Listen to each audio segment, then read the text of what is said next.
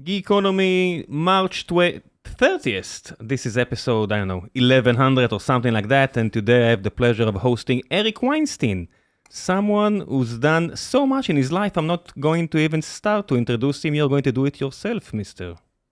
Weinstein. Weinstein. Yeah, there you go. That's the first thing you need to do. So Arik Weinstein, please introduce yourself. I'm a math guy from the U.S. who's back in Israel for the first time in 3 decades. How is it?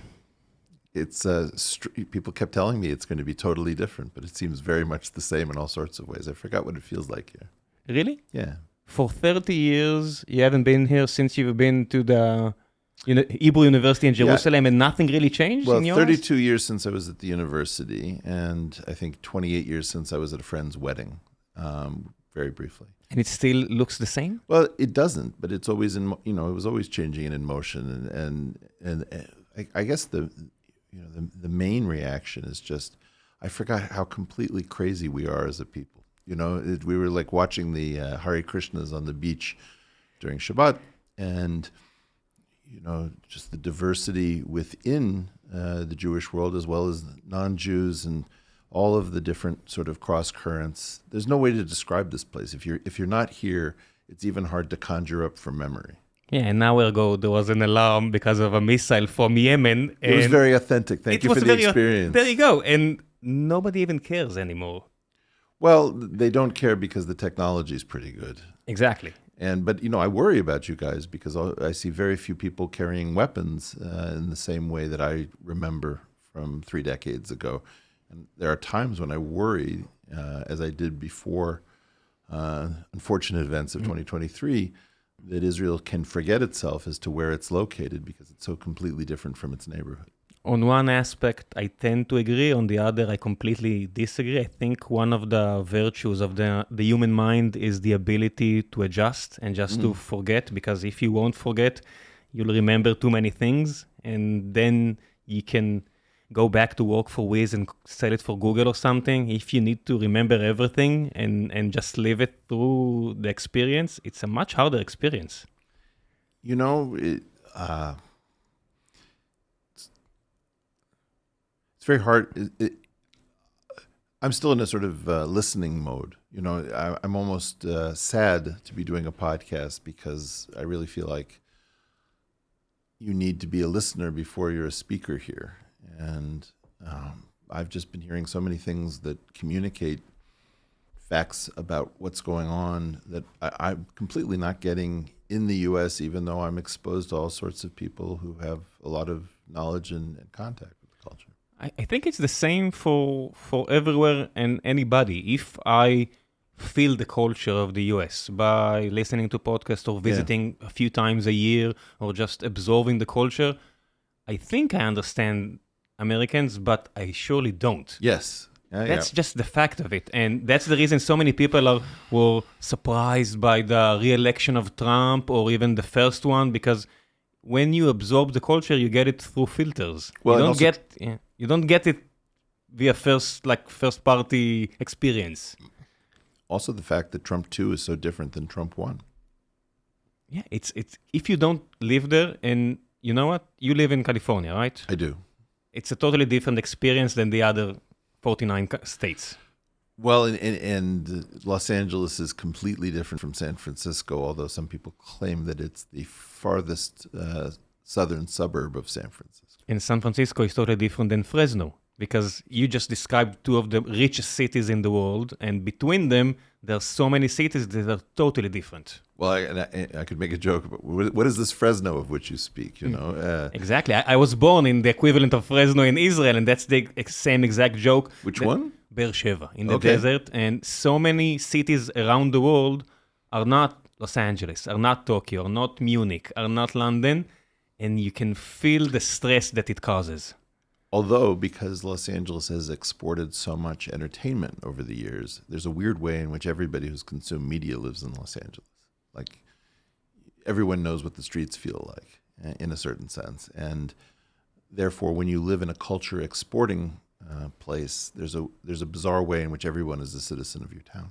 And still, the it's not hatred, but there's a lot of resentment of people not living in the big cities all around the world, and you can feel the reaction in the Brexit, Sure. or in the Trump re-election, or the first election, or everything with the AfD in Germany, and you can see it all over the world, and it's almost a duplicate.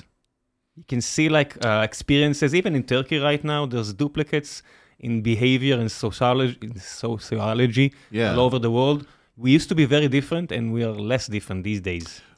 Well, there are these currents that are changing every place, and I'm almost more fascinated by what is happening in as sort of the instantiation of a global phenomenon which is experienced by each locality as if that is what's going on. So, for example, you bring up Turkey. Turkey, India, Israel are, let's say, 3 of my 5 favorite countries outside of the U.S. And in many of these places, what you're seeing is the repudiation of 20th century overreach from giant idealistic projects. So, for example, India's rejection of Hinduism and Hindutva as an organizing principle in favor of sort of an enforced secularism. With the exact opposite in Turkey. Well, so, no, I think it's the same in some sense. Modi and Erdogan are playing the role of the undoers of the grand ideological project. You know, Ataturk's 1923 or so transformations, you know, Latinizing Arabic script, taking the language actually from Osmanlıca to modern Turkish, getting rid of polygamy, banning the fez. These things banning religion almost, the Young Turks, what they've done. Sure, but they didn't really ban it effectively in Anatolia. What they did is they took the Western crust on the Aegean and they made it more secular and European, and now you have this confusion. There's an enormous city that most people in Istanbul won't visit, even though it's right next door, called Bursa. And the last time I was there, I visited with the Jewish community in Bursa, actually. And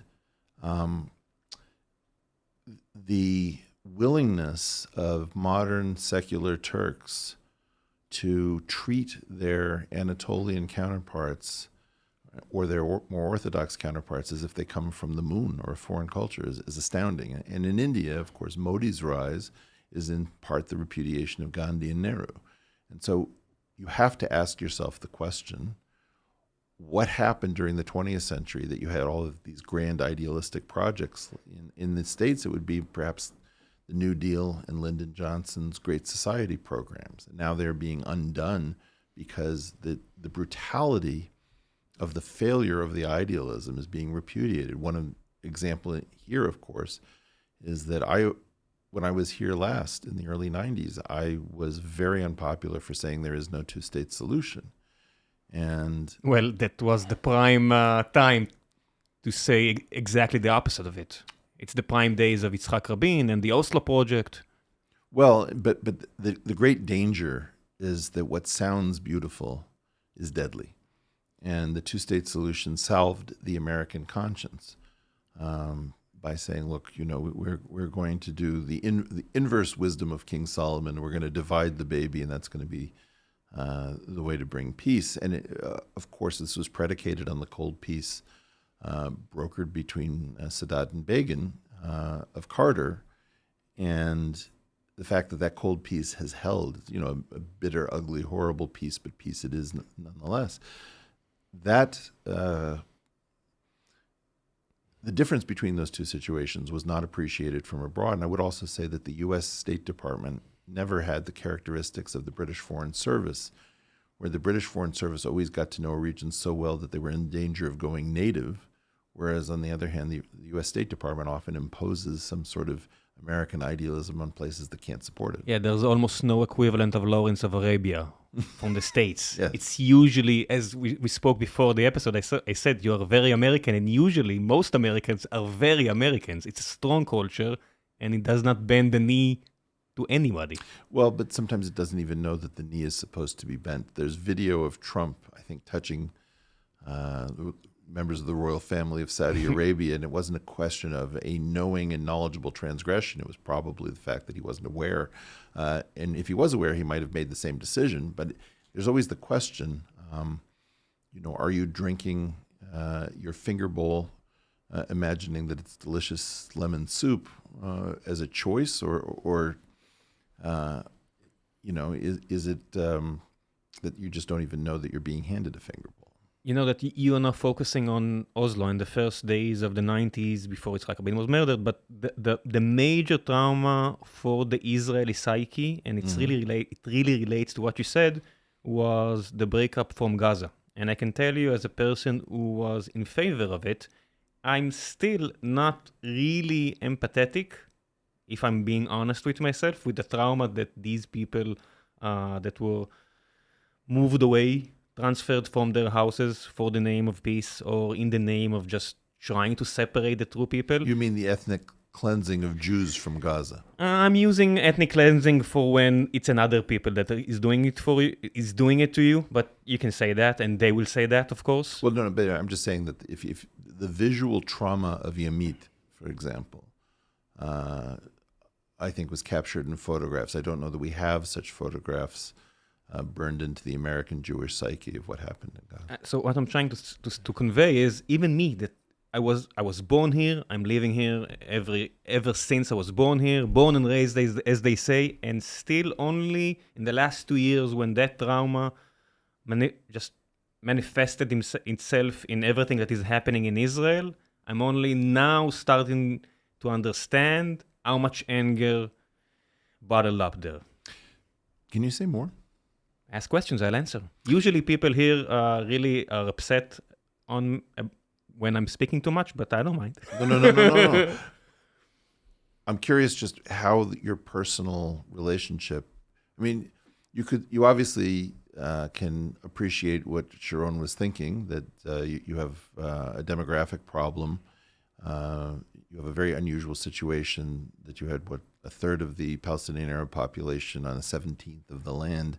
Of course. There's very little that connects Gaza to the Jewish people, except for some stuff with Samson.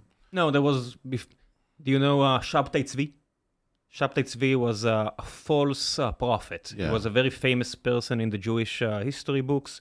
And Shabtai Tzvi met with someone called Natan the Gazan. Mm-hmm. Natan lived in Gaza. There were Jewish people living in Gaza. I'm not saying. I'm saying that it's not the same connection as Judea and Samaria. It's much less. And if I recall correctly, and again, this is not the place to screw stuff like this up, but I remember, I think it was Moshe Dayan saying that his great nightmare as an archaeologist would be finding very serious remains of synagogues in Gaza or something like that. You are, of course, correct there. And the history of Gaza goes back to the Phoenicians and the Carthaginians who left Gaza, if I'm not mistaken, but not a lot of Jewish tradition there. There is some Jewish historical enthusiasts. Please don't yell at me in the comments. I know some of it, but it's not that important as Judea and Samaria and Jerusalem. It's much more minor. Yes, indeed. And yes, I was so... I agreed so much with Sharon and afterwards with Olmer that I wasn't in Israel in 2006. I left the army and I needed some time for myself. Yeah. And I traveled Asia for 8 months, and I drove via train and car and motorcycle for 500 miles just to go to the embassy and vote, only to support that endeavor by the Sharon regime and his followers. And you know what the ambassador told me? You need to stop watching American culture shows and movies, because in Israel, as an Israeli abroad, you can't vote in the embassy. It's nice that you drove for 12 hours only because you think you can vote in the embassy, but you can't. That's something that Americans do in America. You can't. I said, really? I really wanted to, but I didn't, because apparently you can vote only in Israel. You see? Good to have you aboard. So here's a fact for you. As a Jewish person living abroad, you can't. But I really wanted to, and that just to convey the message that I really was supporting it. I served in a special forces unit where we lost people in Gaza, and I didn't really see the reason for it. Maybe retroactively I do, but I didn't see it back then. A friend of mine was killed there, and I didn't see the reason for it. His mom got the news. She lived in Kiryat Gat, 10 kilometers from where he was killed, and he wasn't even protecting that place as I felt it. I felt that the fact that we have so many Arabs there that feel that they were wrong because they were already displaced in 48, Sure. and now they're, again, settlements down their throat is not a good thing for us to have, not morally, not by any means, and I really supported that move. Well, you know, there is also the question about whether or not there was a plan of Sharon that did not get a chance to complete. And, you know, if I think about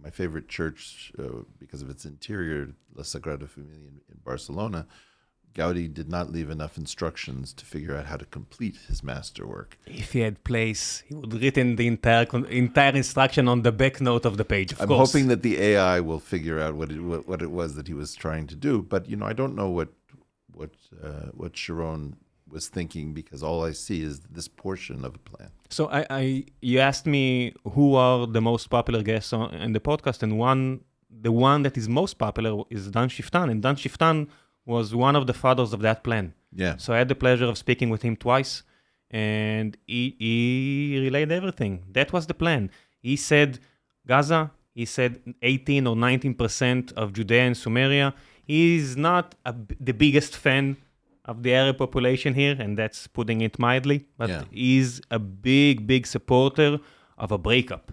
If two peoples can just live together, try to break it up as cleanly as we can. Maybe, but, you know, the fact is that in a weird way, and you know, this is something I'm critical of Israelis about, that they say that they completely disengaged from Gaza, which they did not, because they still controlled borders and things. And so it was largely disengaged, but it wasn't complete. Yeah. And by virtue of the fact that it wasn't a sovereign nation, you can't say, okay, well, this is, you know, war at a complete level, in which case you respond full force. And so, of course, you know, in my estimation... well, that's a definition of a casus belli. If you put borders on the sea of another country and you put a blockade, that's a casus belli, like having a submarine in their international waters or their legal surroundings. That's a proper reason to go to war. If you are a country, Gaza was never a country. So you're making the Gazan point. I can understand the Gaza point. So I can be empathetic for them. No, totally. But on the other hand, the people from my unit were on the Karin A. The Karin A was a large vessel that Arafat brought in to Gaza after he made a promise to Bush, I'm not going to do it. And he did. And if you'll read the biography of Sharon that I usually endorse here, you'll read the passage where Bush just yelled at him over the phone and said, you MFer, why did you do it? You promised me you're not going to do it. And the fact is that on that Karin A vessel, there was a huge amount of ammunition and weapons, and there was just no way we can allow it. And it's a very big problem, because if you're, on the one hand, you can't allow it, but on the other hand, you don't give them an option just to have a proper economy, you're setting you up for... But to be honest with you, I don't even think that would have worked. Of course not. Yeah. You can see it before before everything that happened 2 years ago, a year and a half ago. Yes. We now know this from this week. It's a new discovery that the Shin Bet got the green light from Benjamin Netanyahu to go and create what the Arabs call a hudna. Hudna is like a long truce for everybody just to find their bearings. It's not a peace agreement, but for 10 years, you don't fight. And Yahya Sinwar, the leader of the Hamas, used that kind of negotiation just to get enough time, get enough ammunition to go to war. He used that... You got outplayed. Yeah, we got played magnificently. By a genius. It's very hard to admit. Yeah, at least strategically, or and a lot of people here admitted it. I think even though he's dead, he's still outplaying you. Of course not. Of course he is. Of course, okay. Yeah, of course he is. Can we pause for 1 second? Yeah, just a second. And we're back. Yes, so Yahya Sinwar was a genius, and I think a military genius, and I think if he had his way, he would be recognized as such, but because the war did not go as he planned. Say more? I don't think the war went as he planned. I think he I planned. didn't know that. I think he planned that after the first week, Hezbollah is going to join, Iran is going to join, the Houthis are going to join, as everybody predicted. And for some reason that I'm not sure we'll ever know, because some of the people that took the decision, or all of them, are not living anymore, we won't know what led to the decision of Hezbollah and Iran not to declare war or full war or total war on that exact second. And Gaza is destroyed. So many people of the Hamas party and the Gazans are dead or injured, and it's not the best outcome. I'm sure he could gotten a better outcome. See, I had a different reaction to it, so maybe I'm just being naive, but one of my complaints about how the U.S. sees conflict is that the concept of hybrid war is very suffused throughout our national security complex, but the population is unaware of the term. Of course not. I just read the book by General Petraeus. He wrote a book about all wars between 48 and the Ukraine war. Yeah. And I'm sure that there is going to add an appendix for the Gaza war, because it's a really interesting war, but the American people does not really understand or know. And I'm going to extend that line to all the people of any place in the world, because it's a new way of warfare. Well, so this is what's, and you know, I just had this, you guys invited me for a salon in Tel Aviv, and I was asked more or less the first question about this tweet that I let off on 10/17, where I said suicide by IDF, Munchausen by proxy, and Zugzwang. This was before you guys went into Gaza. And what I was convinced of was that you have a problem with innovation in the region. There was no suicide bombing until the barracks in Lebanon. And, you know, the golden age of airline hijacking wasn't around when people weren't flying jets. Of course. This was a new innovation, and the new innovation was instead of land for peace, it was lives for video. And that's ISIS. No, ISIS took lives on video. Sinwar wanted his own people pulled from the rubble on video, because the video is far more important than the kinetic victory. And if it didn't happen, we can always mock it. Yeah, there's so many occasions where you can see a video, and I thought to myself, you lost so much. So many people are dead, kids, women. Why do you need to fake another one? Well, it's very strange, but the fact is that he was also counting on latent anti-Jewish feeling all over the world. So people who don't need things to really add up are very happy to thrust any video in your face and say, look, you know, you're genocidal maniacs. You can't win the argument because they're not interested in having the argument. Yeah, when John Oliver is using Al Jazeera for 90% of the video footage from the surrounding of Israel and Gaza, it's not random. Somebody is choosing the narrative here, and Qatar is manipulating the entire world here. Well, it's so strange when the UK is so staunchly pro-Jewish. It was a joke. You didn't laugh. Enough, because it's complicated. So many people are pro-Jewish. The Prime Minister in UK and in Germany and in so many places. Well, people who have exposure. But the prevalence of latent anti-Jewish feeling all over the planet, predominantly from people who live in places where they have very little contact with Jews. You know some of them. You met some of them, some of the most familiar faces.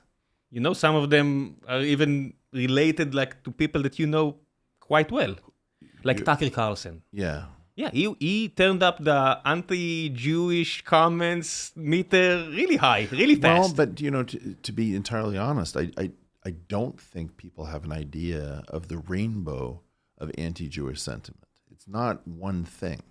It's one of the reasons why if you don't talk to people who have deep suspicions about either Jews or Israel or both, and you don't listen to them, you don't understand how many different things are going on. And like every good conspiracy, it's There's not always a little... Yes, there's enough, because Miriam Edelson is really good friends with Trump. That's not a lie. Yeah. That's honest to God truth. And she is, she's not manipulating, but she is influencing Trump.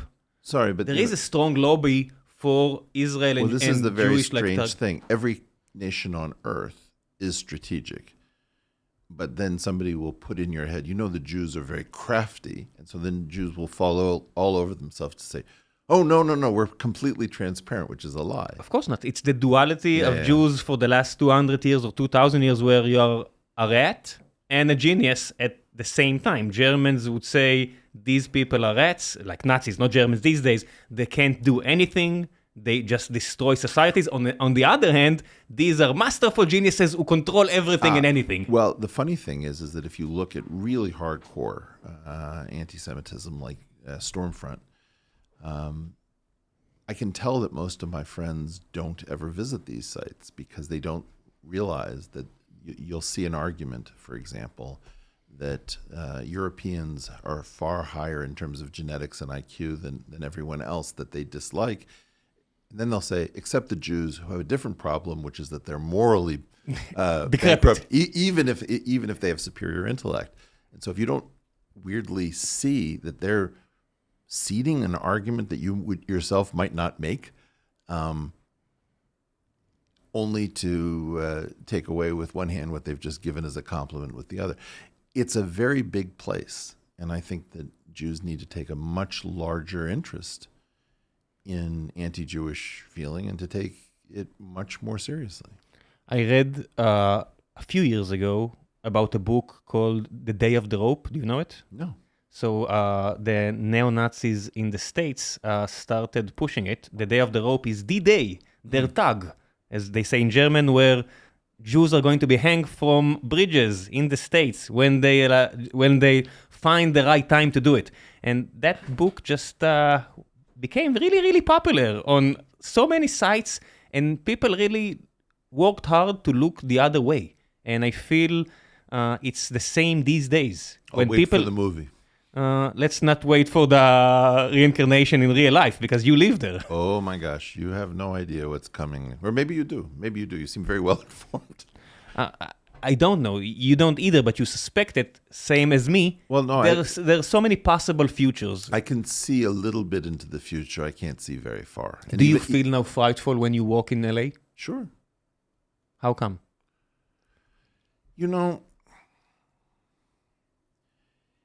It has to do... No, I think that's the wrong question. I mean, whenever I go to synagogue, I always check the exit first. I want to know where... I want to know two ways I can escape if something goes wrong. Jews forget where they are, and they forget all of this stuff because they want to lead simpler lives. And assimilate. Many of them. Sometimes you get to. But of course, that was the great problem with people who didn't leave Europe early enough, is that they'd been very successful in terms of the assimilation. So I believe that I want to assimilate, and I also want to remember. And that's a very tough trick. I was at a gathering in Los Angeles with Bill Maher, Noah Tishby, Barry Weiss, and there were a lot of Persian Jews at this gathering. And one of them started complaining loudly that his business was going to lose money. And I wasn't planning on saying anything. I got up and I said, your businesses are going to lose money. That's not the extent of your concerns. The biggest problem is that many of you have forgotten what it means to be Jewish. And that's the great danger. And I said, don't raise your hands. But how many of you have a gold bar buried in the backyard in a bag packed in case you have to leave quickly? Very few of you. Maybe you should ask these days about a USB stick with some Bitcoin or Ethereum.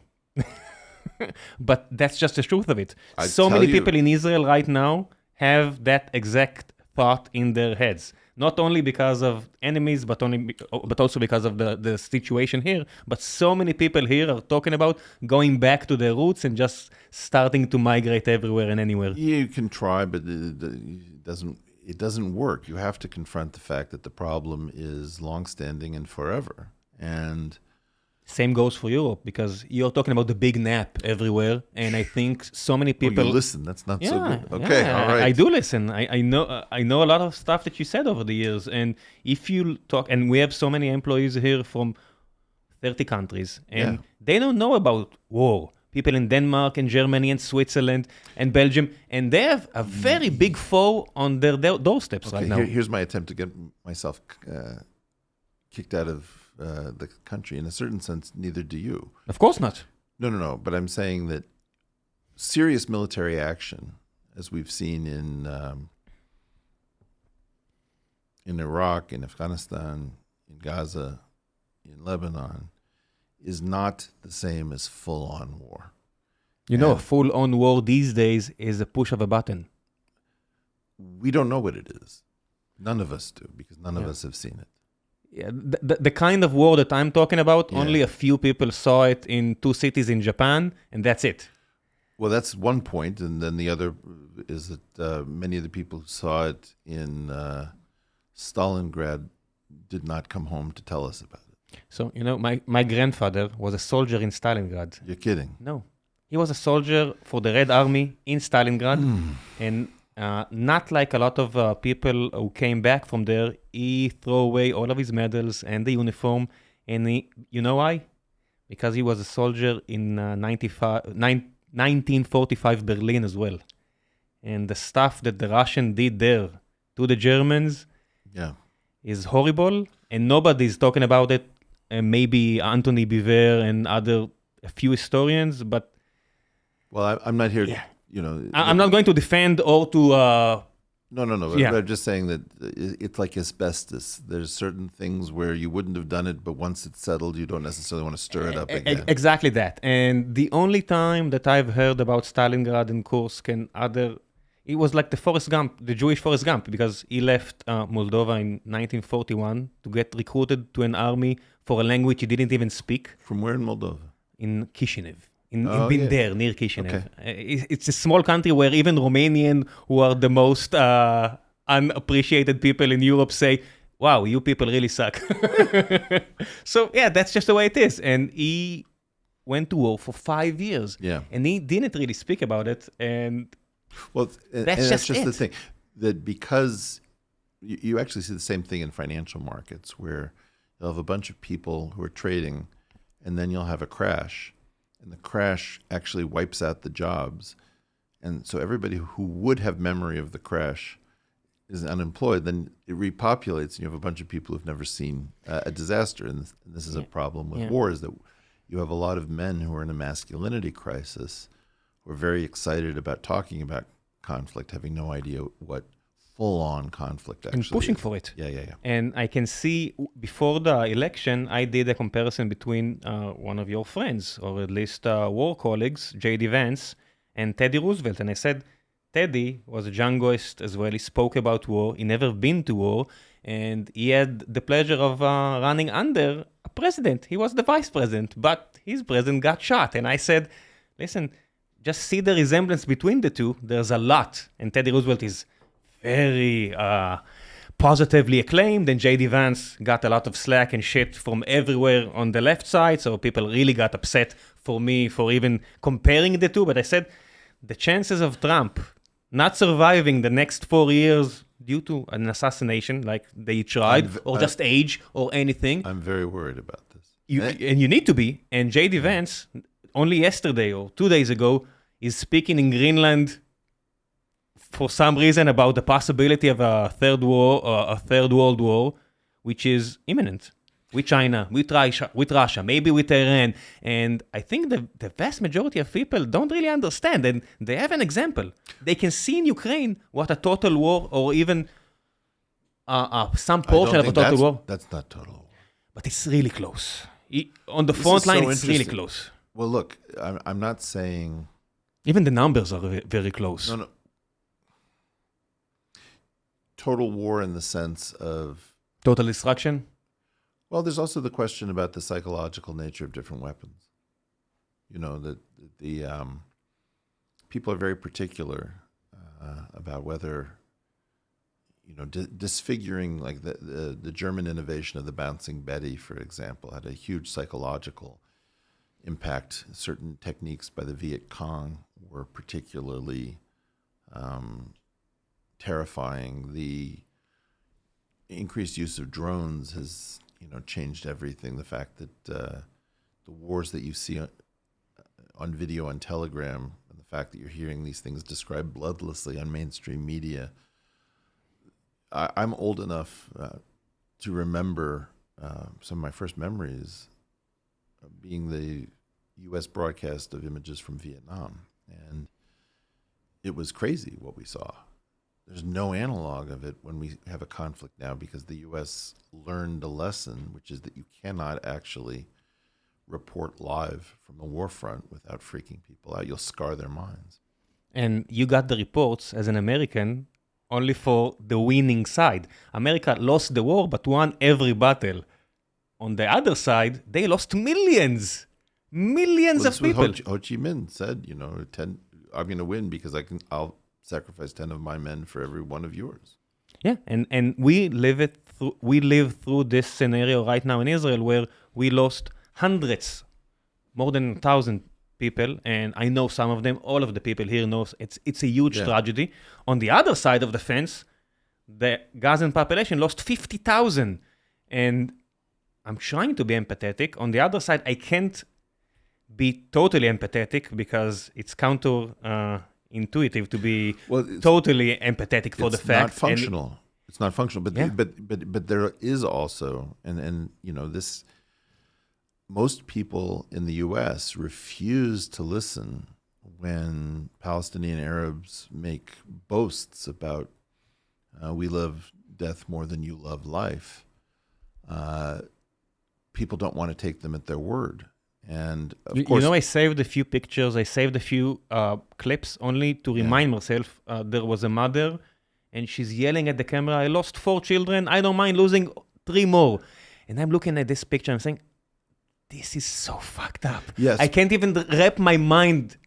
But in part, you're correct. And like this is a level of nuance that I don't think, you know, at the first level, you don't even believe that this is possible. AI.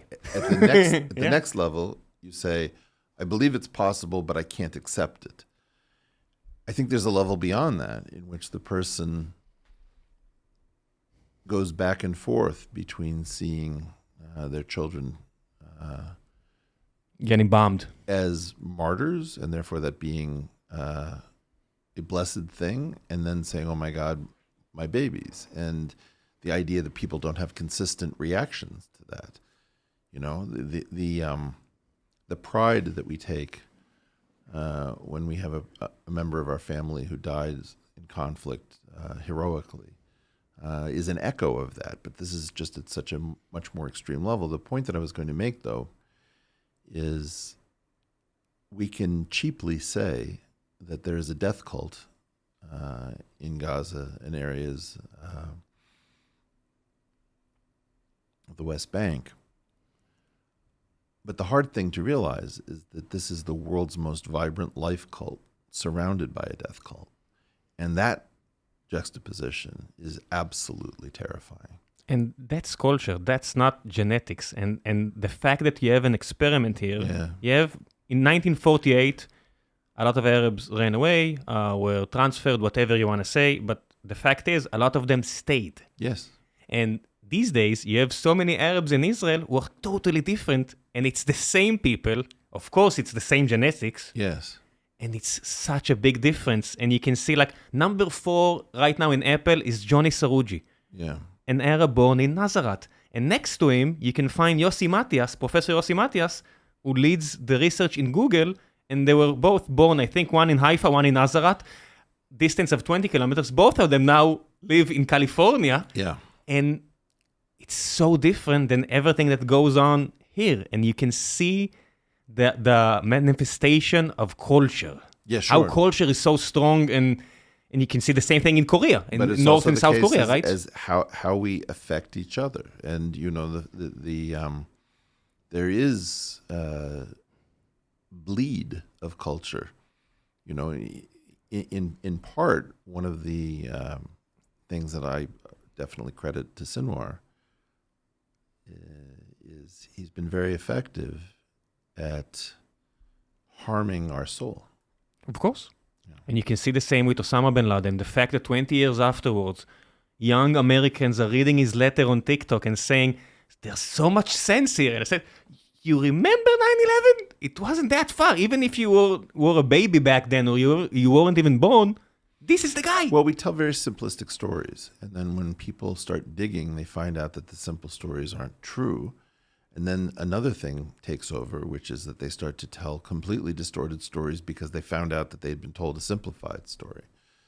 How much impact do you think social networks have on this phenomena? It's a very interesting question because all of us, I always butcher this guy's name. I think it may be Renat, a French philosopher, with the quote that a nation is defined as a group of people who have agreed to forget something in common.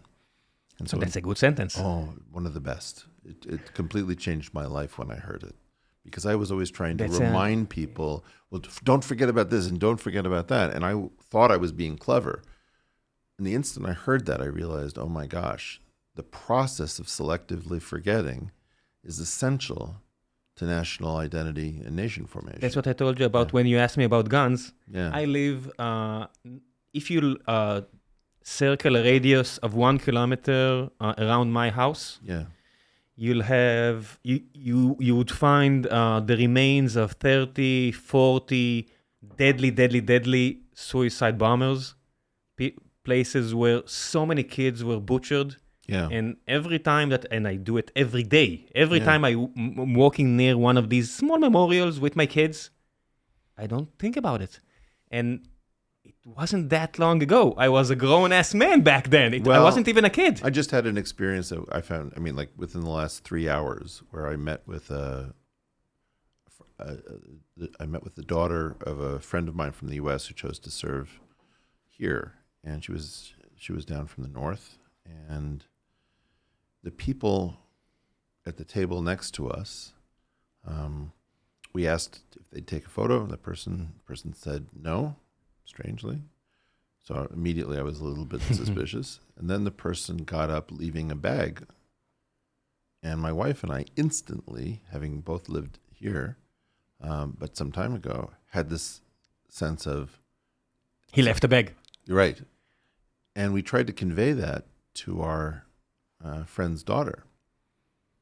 And she had no concept of what we were on about. And I thought, you're serving in the IDF and you don't have an idea that somebody getting up from a table in a cafe and leaving a bag is a big issue. Fascinating. And we forget so fast. Yeah. If you now go on a bus in Israel and you'll go on it wearing a jacket in the middle of the summer, I'm not sure anything would happen. If you would do the same thing only 10 to 15 years ago, people would immediately go down the next stop. We forget so fast. I don't think it's unique to here. I didn't think it could happen here, but now I'm much better. Why not? We're not. We are the same. We are the same decaying matter as everyone else. How stale our images are of Israel forged in 67 and 73 and Entebbe, right? We selectively check in. Yeah. And so, in part, and I made this point at this salon in Jaffa, I said, this is not a culture of excellence. It's a culture of genius. And the problem with genius is that the variance is very high. Because excellence is basically the name for quality control. That's German. It's a low-pass filter. There's no... Germany used to be a culture of Yes, genius. of course. And then because there was an unfortunate series of events between the 20s and 40s. Yeah, all the mathematicians in Göttingen left for some reason. That's right, and quality auto parts resulted from Bavaria. So it was very strange that... So same goes for Hungary. Yeah. And the... sometimes it's Lillehammer and sometimes it's Entebbe, and you never know which it's going to be. Well, the fact is, it's an average of both. You said before you walked in, you said you ran a small joke, and I don't mind you telling it again because it's a good one about the first and third world, and it's really good. It's a really good one. If you don't mind telling it again. Well, my host, I think, said, the last time you were here, Eric, I have to warn you, we were a third world country, and a lot has changed. We're now a first world country. And I said, I don't know how to tell you this.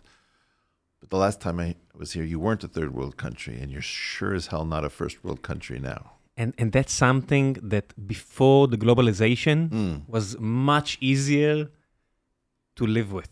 These days, when everything is so near your fingertips, and we travel a lot, we see the differences, and it's psychological, really hard. You don't want to be a first world country. I don't want to be a third world country either. I know that. But I'm saying that, in a weird way, and this was very... did you see the thing, this conversation I had with Fleur? Yes. Yeah.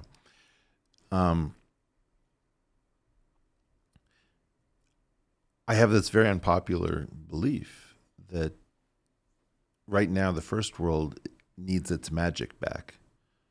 And that magic has to do with what animated Italy to create the Italian Renaissance and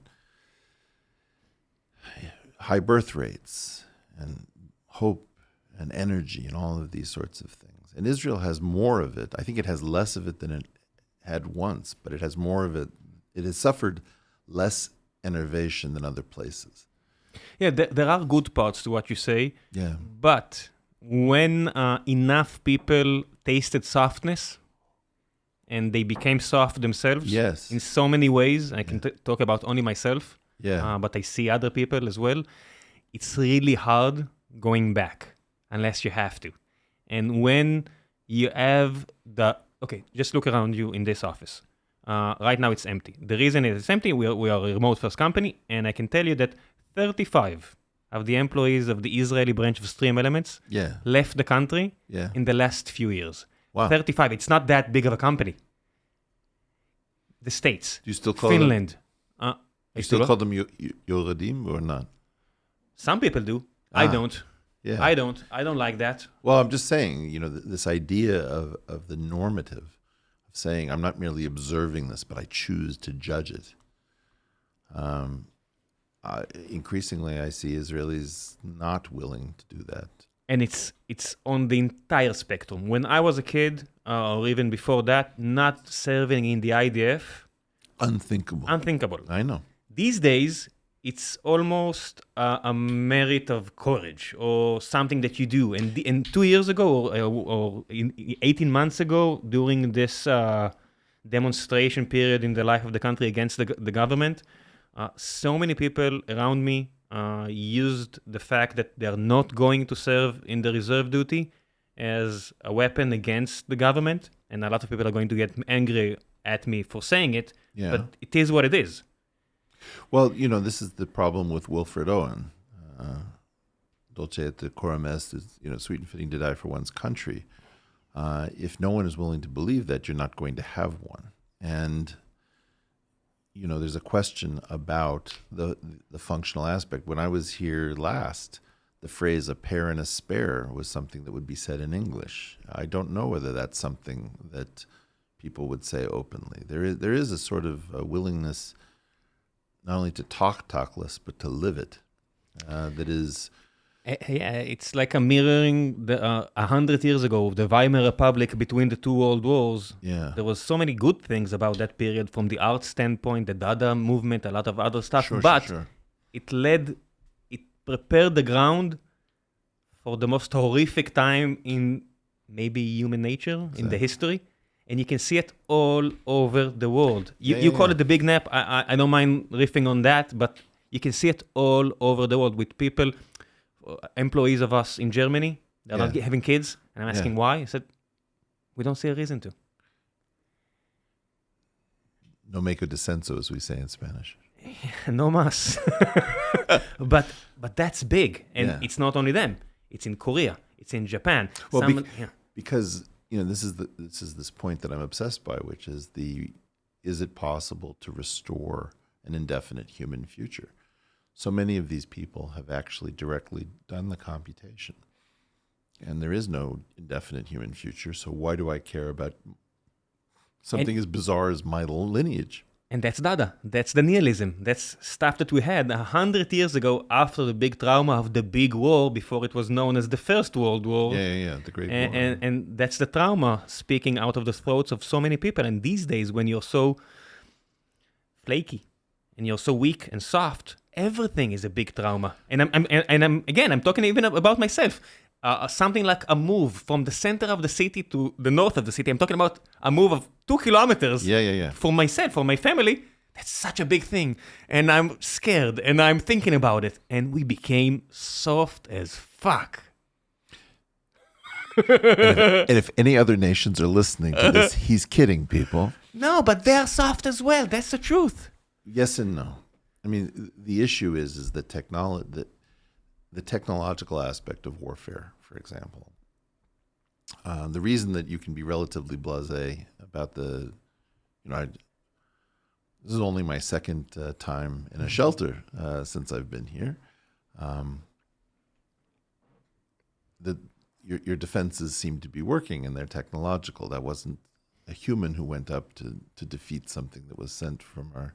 No, I think this time it was. I think this time it was a jet fighter, but I'm not sure. Okay.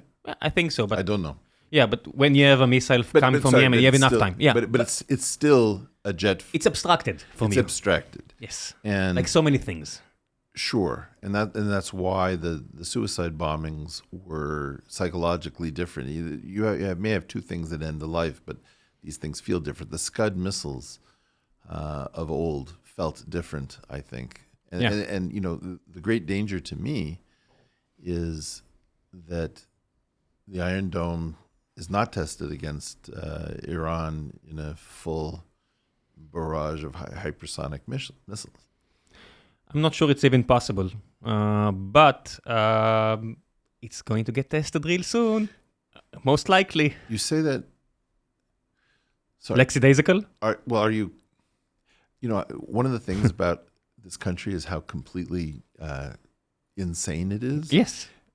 So you're living in Tel Aviv. Yes. You're clearly one of the smartest podcasters I've ever dealt with. Mm-hmm. And you've got a giant grin on your face. I have no idea whether you actually have internalized what you just said. I did, because you know why? Because 6 months ago or 8 months ago, we had that scenario. When we walked into the shelter, we knew this time it's Iran. This time it's different. This time is different. And we knew, and I was honest with the kids. I told them, this time is different. We are not going down for a few minutes and then going up to play PS5 again. Yeah. This time we are going to be hours in, and I prepared the bag for maybe days in. And we weren't alone. It was a bigger shelter. Sorry, but it's still... It's still crazy. Yeah, you don't seem embodied. You even the way you just spoke, you must know that you're speaking duplicitously. In what way? Because I heard you say a few times about the nuclear clock, right? Yeah. How many minutes are we before midnight? Well, sorry, that's what I say to Americans, because the Bulletin of the Atomic Scientists doomsday clock has mimetic currency with Americans. Yeah. You don't need it. You shouldn't need it, but maybe you do too. Look, when I came here, it was a calculated risk. And there's one risk with the Gazans, there's one risk with the Houthis, and there's a different risk. With Iran. Yeah. And I had a very long talk with my son. He was very upset with me. For traveling there. Here. Yeah. I wouldn't travel anywhere else. This is the only country under this level of threat that I would travel to. And it's not because I think you're going to protect me. It's that if things go wrong, then they go wrong here, and so be it. You know what the most insane thing is? Please. A few months ago, until a few months ago, the biggest threat wasn't even that. It was Hezbollah. And you didn't even mention it right now as the biggest threat. And if you'll open a newspaper in Israel a year ago, and I hosted here like I don't even, like a 4-star general for the commander of the Israeli army, the previous one, and other people that are leading the strategy. And every one of them was convinced that a war with Lebanon could result in a mass destruction, not something that is supposed to be a slap on the wrist. I'm talking about they looked at me in the eye and said, you live in Center Tel Aviv? You're a potential casualty. Yes. And in vast numbers. And the fact that it didn't happen, I think, can cause a bit of a lackadaisical approach by people. Well, this is the 67 to 73 transition where, unfortunately, too much... The hubris? Yeah, for sure. And you know... And you know, the brutal magic of the... I still don't know how you pulled off what you pulled off in the North. It's beyond... You see, as a mathematician, when you multiply probabilities, every time they get, you know, you have something less than one, and... Yeah, I'm an electrical engineer. I know that. As you compound them, there's no way... You go near zero, you don't near one. It's a nest. The limit is going to zero. It's not... It still doesn't make sense to me. Anyway. So let me just propose just a theory and then we can move on. Unlike what we've done with Gaza, where we underestimated them, up in the north with Hezbollah, we overestimated them. I think it's cheap. Do you really mean that? Yeah, myself, I do. And it's a good thing. I rather overestimate my foes on any day, like you know, when Intel used to think, Andy Grove and other people used to think they're out to get me, they excelled. Yes. When they stop thinking like that... Yeah. Only the paranoid survive. I get it. Yeah. That's not what I'm... I don't think you necessarily overestimated them. Well, we also did good with everything on the I was very impressed with Nasrallah, to be entirely honest. Everybody was. Yeah. And the... And you know, there is this moment, like with the Merkava tanks, where the supposedly impregnable object was shown to be vulnerable. No, I have so many friends that are not with us or not with us in mind or in body because it's so far away. I'm just saying, there is a thing that one must do to respect one's enemies. It's very important to respect your enemies. And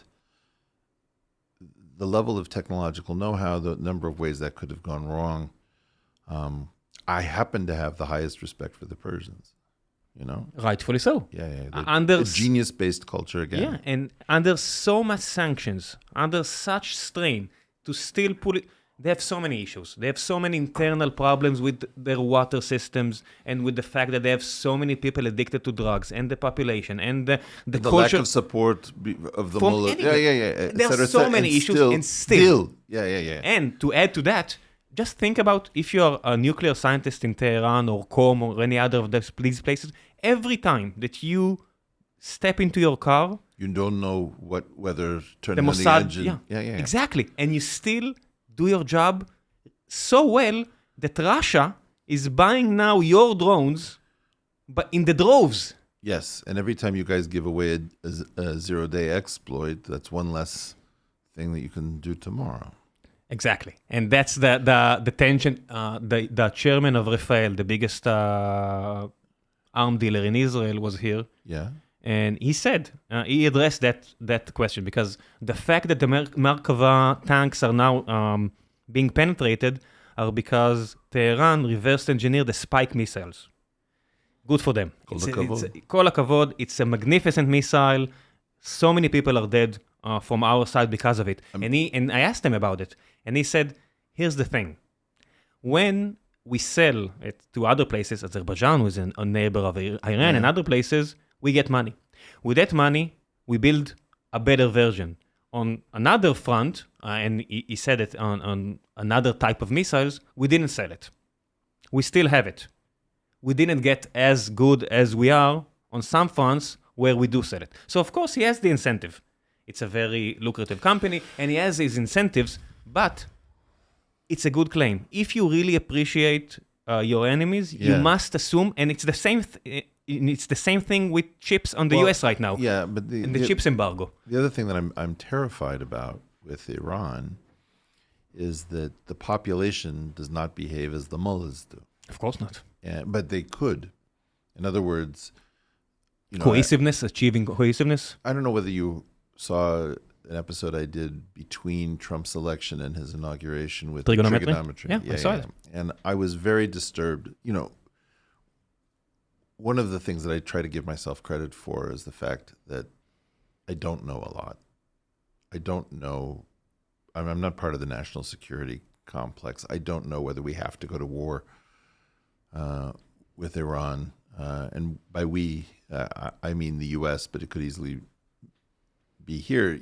If the mullahs were toppled, and if a preference cascade could be engineered, it would be far preferable to have to help the Persians rid themselves of their tyrants. Well, we can remember the fact that this entire situation happened in the first place because the Americans toppled a regime or helped establish a regime. Yeah. And Kermit Roosevelt. Yeah. Yeah. And when you interfere... Sorry, all Israeli podcasts like this, I've never had one like What do you mean? Mostly people don't know anything about these things. I mean, I'm not the world's most knowledgeable person on any of these topics, but it's just unusual to be able to have a conversation in which these things are assumed. For example, this issue about...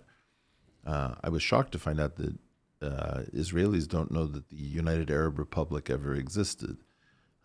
In the U.S., nobody knows it existed. Nobody knows about the collapse of Pan-Arabism and the birth of the Palestinian people as a concept tied to a particular month in 1964 and the first Arab summit. So you can't have a conversation.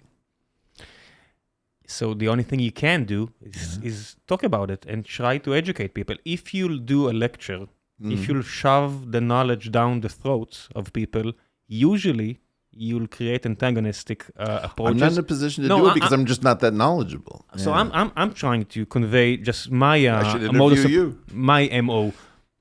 I came to the realization, if I just talk, let's say I'll get 90% of the stuff that I say correct. 10%, I'll get it wrong. People are going to say so in the comments or send an email. Just be nice about it when I get things wrong, people. But thank you. No, they won't. know that they won't. No, they won't. It's fine.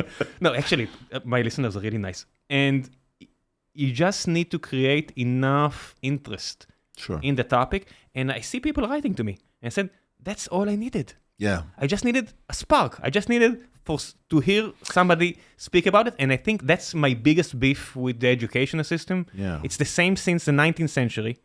And I see people are building, the Weizmann Institute just built an amusement park for science. 100 million shekels, $25 million for an amusement park for science.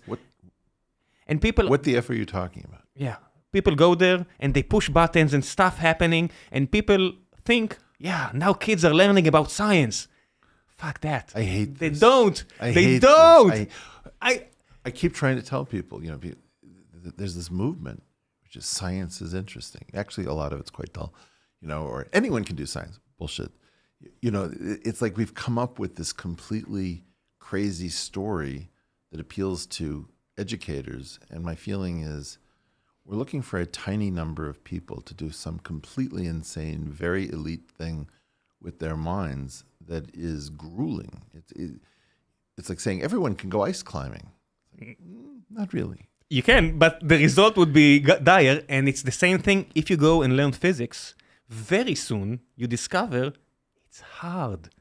The math You don't part, say. Yeah, the math part is really, really hard. There's a huge gap between listening to you speak about your theory or listening to Stephen Wolfram talk about his theory. How do you perceive that? In what way? I don't know what the delta is to you. In what way? No, you're the one who said there's a huge difference. Yeah, there is a huge difference between listening to it and actually being able to have a conversation about it or trying to innovate or even to... I can count on one hand the number of competent conversations I've had about my theory in 40 years, and I don't need all my fingers. Yeah, I can understand that. You and your brother, and I'm not even sure, I don't have the tools, of course, to judge your theory, but... I'm worried that you might. No, I won't, because I know what I don't know. That's the most important You're an thing. electrical engineer, so you probably don't have the geometry. I don't have a lot of things. When you do only your bachelor degree, not even a master degree in engineering, the courses that you take on physics and math are rudimentary. Do you know the best conversation I've had about my theory is with somebody I don't think he has more than a bachelor's degree. And that's fine. It's just fascinating. But I'm sure is an autodidact person. Yeah, but I read a lot of books about geopolitics, about engineering, about product work, about technology, because I'm an entrepreneur on the others, with my other hats. You don't say. Yes, but physics, I really like hearing you talk, and I really like hearing Sabine talk. And it will offend you, but I really like people busting your chops. There's a video, there's a YouTuber called Professor Dave or something like that. He's a bit obnoxious. The one who was banned from X. Most likely. After October 7th, he was so crazily in favor of murder. Yes, that person. He called everyone the C word. Yes, and he's... who's not a professor. Yeah, whatever. And he'll call... No, you're right. No, but to bring up such a specimen of humanity in a conversation like this... But that's what I'm saying, that I can hear him, and I immediately understood that he thinks I'm a genocide approver or a genocide provoker, and still he's just a fraud. You think? Why is that? Please elaborate. I need it from you. Well, no. The problem is that when you bring up these particular individuals, you have just chosen to put... Science takes place in a culture of trust. And you ask why physics is stalled 50 years at the level of the Lagrangian of the universe. Theoretical physics, yeah. It can be a brutal culture, but it was always a culture that had ethics and trust. And to allow people into that conversation who do not subscribe to that, who stalk, who sully... I mean, I know many terrible things about many of my colleagues that I never said. Let's reduct that person. Let's say someone like Ed Witten, supposedly one of the most brilliant people alive these days. Supposedly, no question about it. Yeah, because it's a narrow field of physics, and maybe one can argue they value more, philosophers. But in physics, he's a goddamn brilliant person, right? The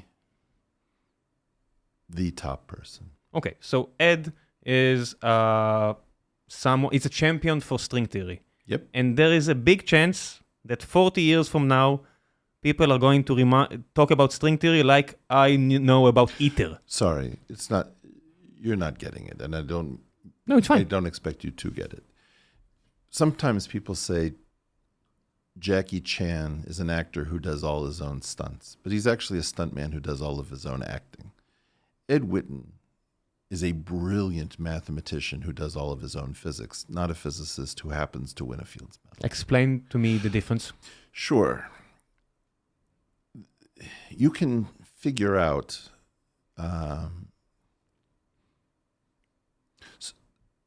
do you know about simunition? No, please elaborate. Well, there's a company that I'm very partial to called Force on Force, which doesn't give you an airsoft gun, but instead takes at least the lower receiver from your gun and replaces the bolt carrier group so that it can accommodate, instead of actual rounds. Pellets? Yes, with compressed gas, but you're actually using your own gun.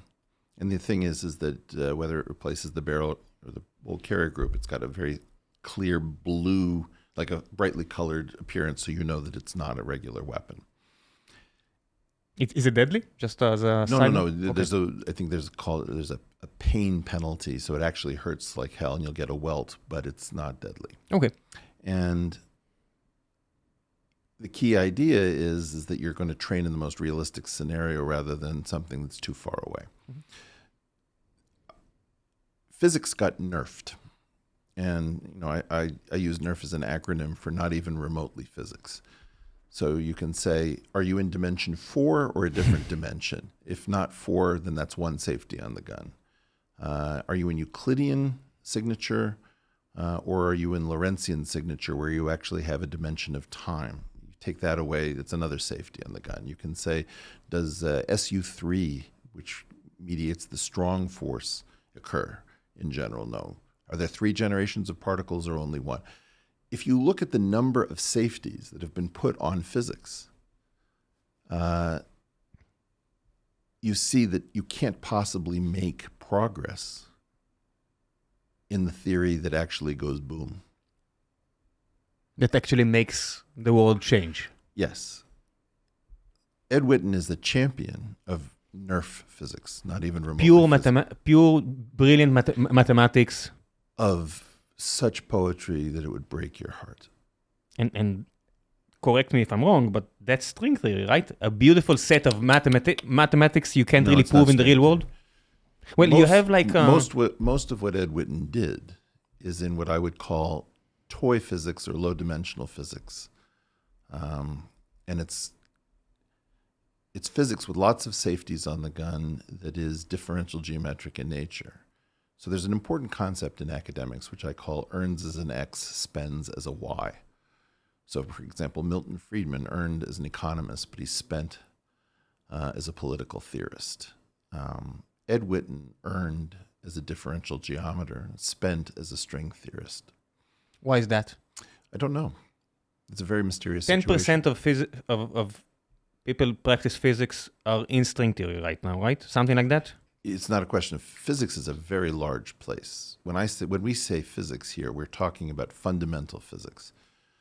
The gold standard of the first string, the A-team of physics, is whether or not you touched the Lagrangian, the action, the fundamental rules that determine everything. So Einstein did, Dirac did, Maxwell, Yang, Weinberg, all of these names. They predicted natural phenomena, and that's something else. Yeah. They wrote down things that from which the consequences can be derived. So really theoretical physics, when it's foundational, is all about, and I always analogize it to the rules of chess. Can you figure out all the rules of chess as opposed to are you the best chess player? We're not yet at the level where we get to play great chess. We're still sort of marveling, oh my God, you can castle? I've never seen that. Why are you allowed to move 2 pieces at once? That's the level at which we've been successful. Now you can theorize about things, but until you actually figure out en passant or promotion or something like that, you're not really at the top echelon of what physics has been. What's missing? If you have like the standard model, Please. The best theory that humankind have ever produced in many aspects, at least from the prediction side, and so many stuff like that mobile phone and so many other stuff around us are here because of the standard model. And you're probably thinking about GPS more with general relativity. So many stuff are generated from the hard science that was brought to us by that revelation. And so many good people did that. And we have general theory of relativity from Einstein that is a really good theory as well. Why do we need a new one, a nicer theory, a beautiful theory that will combine everything? Why can't we just live in a world where we have 3 forces in one theory and basic particles and another important force on the other one, and just continue investigating so many other open questions? I usually answer this simplistically, but it's not going to work here, so let's try to do the full answer. Go for it. The simplistic answer is that either in November of 52, when we actually exploded IV Mike and proved that the Teller-Ulam design had ushered in the thermonuclear age, or in 1911, when Rutherford simply said, I wonder if there's a neutral version of the proton. One of those two dates is the most important date in human history because it's game over. Unlimited energy from a very small vessel, you can really cause destruction easily. It's SU3 unlocking the residual U1. It's the fact that you've started the age of engineering the strong force, not just electromagnetism. We have four forces, and we have very good control over one of them. We got a surprise from an Israeli in 1959, Yakir Aronoff, but mostly speaking, we've understood how to play with electromagnetism since Maxwell's equation. When you start engineering the strong force, it's a different kettle of fish. But then there's the aspect that isn't about survival, which is about knowing ourselves. You could view Earth as a computer that is trying to discover its own source code. And we are just the vessels of it? I wouldn't say just, but I take your point. We are supposed to turn in the answer. When John Brockman came up with his final question for the World Question Center at edge.org, it was, what is your question? And my answer to that, which people don't talk about or don't seem to care about, I think is very important. Does something unexpected happen when man at last learns his own source code? We don't know if we're culminating to graduation when we actually understand what this place is. And, in some sense, I had the pleasure of dealing with the cantankerous Jim Watson for a week. And you see what happens when a man discovers the three-dimensional structure of DNA. It completely transforms his mind, his life. He can't really interact with normal humans. And there were some people involved with Baker that just got a Nobel Prize who were here, who helped him in his research. And they spoke, and I tried to tag along. And you can really, and I'm a totally secular person, but you can feel the essence of some kind of a God when they speak. No one is a totally secular person. Okay, I don't mind that, but as secular as I be, and when they just explain genetics in that level of mastery, goddamn. Yeah. It's it's inconceivable. It just is. And this is very similar to the transformer architecture. And and that's what I wanted to ask. If for some good reason the unifying theory of everything won't be a nice theory as yours or Wolfram's or string theory, it's going to come from a machine in DeepMind, and it's going to be very polynomial. It's not going to be short. It's going to be ugly. What will we learn? If you want to make some money, I'd be happy to take a side bet against it. Well, I'm giving a talk 2 days from now at Hebrew University, and this is what I was working on when I was here. 30 years ago. Yeah.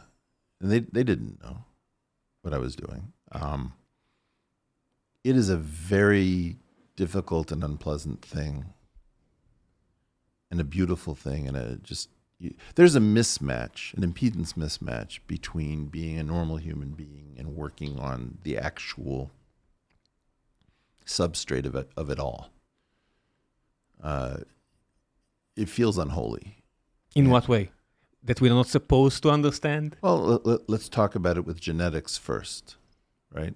What is it you're looking at when you're looking at ACTs and Gs and you're looking at your child?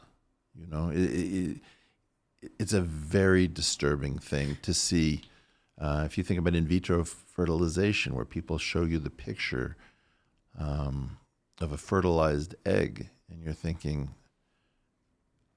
I cannot conceive of how this self-assembles into a human being. into a meat machine with a ghost between its ears. You know, there was another professor in the Hebrew University in Jerusalem, Yeshayahu Leibovich, who said, we'll never understand the difference between a human being and the biology and chemistry of the mind, but like Don Quixote, we have to try on and storm that castle time and time again. You can say that, but then,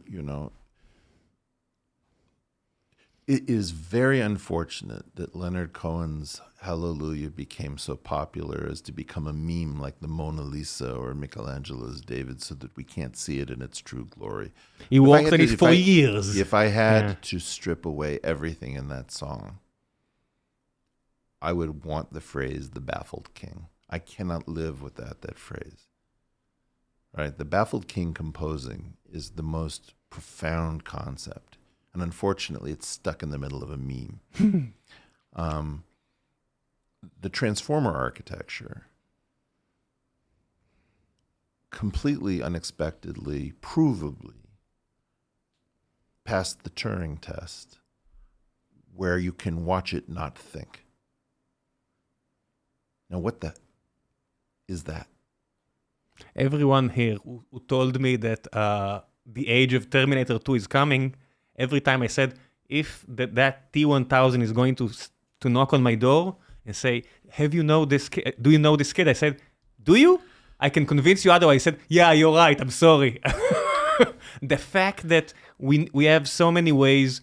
I wanted to test something with combinatorics. Yeah. Just to say something in another episode. And even at my degree, I found an error so bluntly. I said, listen, I think you have a mistake there. I said, oh yeah, you're right. And that broke my heart, because that machine can lie about intelligence in the most convincing way I ever saw. Of course I agree with you. Of course I agree with you, because it mimics us. And maybe we do too. Maybe we lie about intelligence as well. I had an interaction with Elon where he was saying, we're on the verge of superintelligence or whatever. And he's not necessarily wrong, but his estimation of Grok's abilities is not. It's still an LLM. Yeah, it's still just an LLM. I'm trying to figure out how. It's based on language. Okay, it's based on. No, it's not.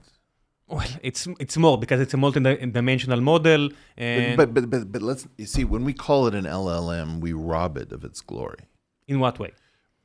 Because something else happened that we're not able to talk about. So we're all having a worldwide conversation about artificial intelligence that's moronic, and I don't know how to break out of it.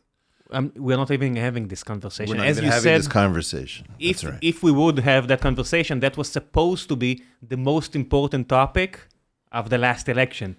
It wasn't. It's not. If Germany will go to an election again, it won't be the biggest topic. It's not going to be a topic at all. So we're having a proxy conversation around artificial intelligence and the transformer architecture that doesn't actually wrestle with what just happened. And what just happened is being hyped. The hype is fake. What just happened is not remotely close to passing the Turing test for a mathematician trying to have a mathematical conversation. It's clear and evident that this just isn't thinking. That said, the discovery is so profound that I think we're not capable of wrestling with it. And the way I read it, and again, this could be totally off, so please, AI researchers, be kind, is that we learned to mimic human meaning in linear algebra. And we don't know what meaning is to a computer, but we know what a small angle in a large vector space is. And so we say, look, don't try to figure out what you're looking at. It's not about language. It's not about images. It's not about music. Anything that can be tokenized and digitized can be put in the frame of vectors in a large vector space. And can be compressed and then spewed back. Well, and then you can decide that small angles, again, there's some small lies here, but this is a podcast. We can't do it perfectly. Are the way of signifying that something is meaningful to something else. And by simply taking that concept, we can say, look, here are all of my different forms of human meaning. And each one of them is an inner product in the same vector space. And with not much more, we can create something that can replace most of us most of the time by virtue of the fact that we are not exhibiting HGI, human general intelligence. And so the fact is it very convincingly did something that replaces most of us because we refuse to think. What we are doing is playing through the consequences of the tiny number of thoughts humans have ever had every day. And so what it learns is, okay, this is the sum total of every time human beings have had a really new thought, and everyone else then just repeats it ever after. And that is sufficient to show mostly what we're doing. Now, I had a particularly disturbing interaction with ChatGPT Pro, in which I got it to say something that represented the common wisdom in physics. And then I started to show it that the common wisdom was wrong, and it got super excited. Wow! I learned something new. And it started like egging me on, we need to write this up. And you're trying to think, like, what the hell's going on? And you realize that this is what a human would do if they came to understand that they were wrong and that there really was a major new idea. Yeah, but there's a difference. The machine is not invested. The machine did not invest the last 30 or 40 years in a theory that there is a chance that it's going to be totally wrong. What I'm telling you is that what I've done, in my opinion, is that I have left enough of the theory that I consider, again, you don't have to believe me, but I consider that the final theory passed through Hebrew University 32 years ago. And there's enough of what I've written down that all it has to do is get better. How do you convince enough people to work on it? And that's well, an issue. I can convince people to steal it. That's not hard. I don't. Well, that's IP for you. When you declare an intellectual property patent, you give it away. You just get the residuals, but you'll give it away. Everybody can use it. But there's been a barrier, which is that people fundamentally... I have a very large following. I have access to the largest program in the world. Human pettiness has been the major impediment, in my opinion, to this having an impact. In what way?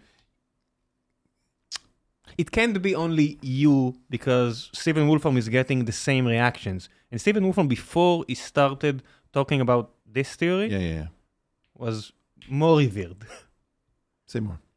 Well, Stephen Wolfram, until that point, was considered, if you'll just go back, a lot of people would say, yeah, he's one of the wisest people in the world. I love using Mathematica. I prefer it over MATLAB in any given day. And once he started talking about a grand theory of everything, that's it.